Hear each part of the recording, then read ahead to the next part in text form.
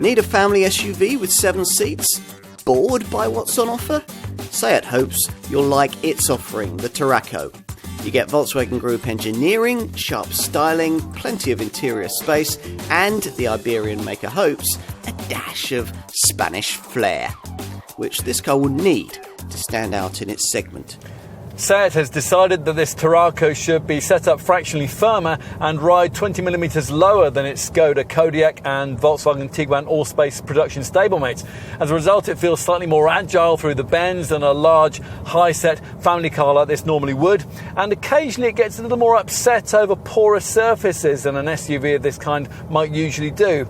It's all a bit predictable really, and neither issue is likely to be a game changer towards wanting or discarding this contender from your wish list. There's no particular fun to be had in throwing this car around, but if you ever do, you'll find that it resists body roll effectively and should keep the sick bags at bay in the back until you reach the kind of highway environment where this Seat can show off its refined cruising demeanour. Engine-wise, most Tarraco buyers will be choosing between a pair of 150 PS turbo units, either a 1.5-litre TSI Evo petrol power plant or the 2-litre TDI-based diesel variant that we're trying here. You'll need the diesel if you want the option of a package that gives you DSG automatic transmission and Seat's 4-drive, 4-wheel drive system. We've done without that on this car, and so unencumbered, this Tarraco manages a WLTP-rated combined cycle fuel reading of up to 47.9 mpg and an NEDC-rated CO2 emission showing of 129 grams per kilometre. A few customers might also want to consider the 2 more powerful engine options that Seat offers in the mainstream lineup. There's a gutsier 190 PS version of this 2-litre diesel, or if you prefer, a 2-litre TSI petrol power plant, also putting out 190 PS actually. Both of these have to be had with the DSG 4-drive package that gives this car extra traction in slippery conditions like snow, and some limited off-road prowess on surfaces like sand, or maybe muddy car parks or lighter field tracks. At the wheel, clever design makes the car feel like it's going to be easy to manoeuvre, and you'll be immediately struck by the screen technology on offer. Through the wheel, you glimpse this 10.2-inch digital cockpit screen, which offers lots of configurable options, ranging from virtual dials through to full-width navigation mapping, with almost endless data display options in between. All of it's standard, as is this 8-inch centre dash monitor, which deals with the usual informational, telephone, navigation and entertainment options. Plus there's voice control and Seat's incorporated full-link connectivity, which allows you to connect in your smartphone via Apple CarPlay or Android Auto.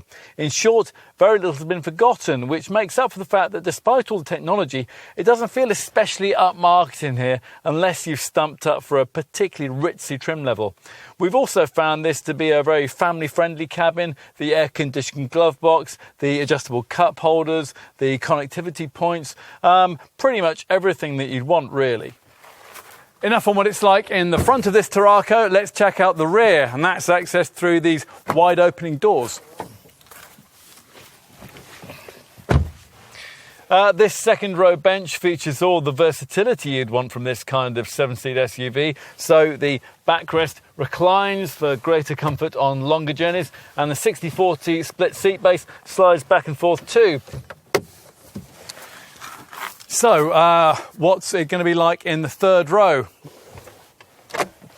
Now, back here, you're quickly reminded that this is an SUV, not an MPV. If you regularly carried 7 passengers and you'd swapped into one of these after owning a Seat Alhambra people carrier, you certainly wouldn't be happy, and it's immediately obvious why.